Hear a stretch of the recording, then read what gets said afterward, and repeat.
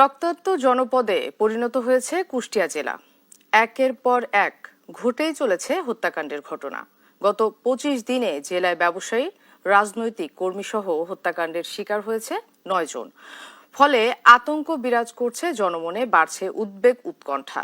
তবে প্রশাসন বলছে আইন শৃঙ্খলা পরিস্থিতি স্বাভাবিকে আনতে কাজ করছেন তারা। ইরফান রানার ক্যামেরায় কুষ্টিয়া থেকে নাহিদ হাসান তিতাসের রিপোর্ট। গত ২ জুলাই রাত ৯:৩০টার দিকে কুষ্টিয়ার দৌলতপুরে সরকারি চাউলের কার্ড নিয়ে দ্বন্দ্বের জেরে প্রতিপক্ষের ছুরিকাঘাতে নিহত হয় বিএনপি কর্মী আব্দুল আজিজ।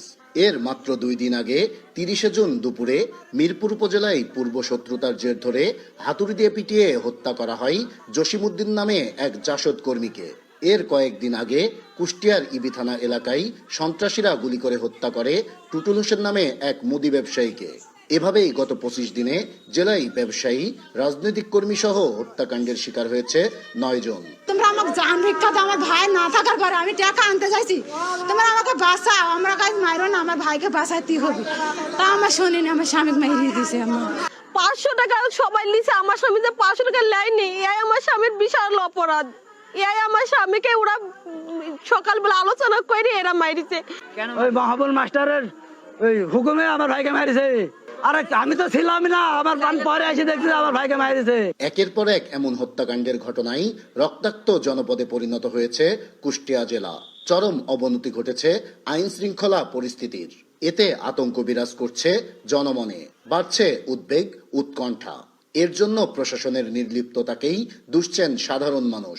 একের পর এক এইটা রাহাজানি, খুন খারাপি হয়েই যাচ্ছে। খুব ছোট্ট একটা ব্যাপার নিয়ে একজনকে মারি দিল, একজনকে মারি ফেলাই দিল, এর তো কোনো প্রতিরোধই নাই। এটা প্রশাসন তো আছে বলে মনে হয়, আমাদের কাছে নাই।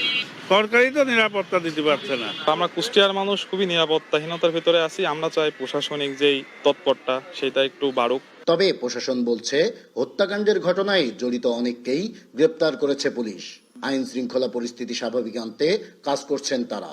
গতকালকে একটা মামলা হয়েছে, কেন্দ্র করে বলা যেতে পারে। এইটা বিষয়ে তো আমরা মামলা হয়েছে এবং সাথে সাথে একজন আসামি ধরা পড়েছে। বাকি যে গুরুত্বপূর্ণ আসামি তাকে ধরার অভিযান চলছে, অব্যাহত আছে।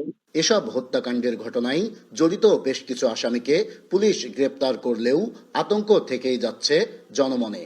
তাই দ্রুত আইন শৃঙ্খলা পরিস্থিতি স্বাভাবিক আনতে প্রশাসনের কঠোর পদক্ষেপ চাই সাধারণ মানুষ। নাহিদ হাসান তিতাস, দেশ টিভি, কুষ্টিয়া।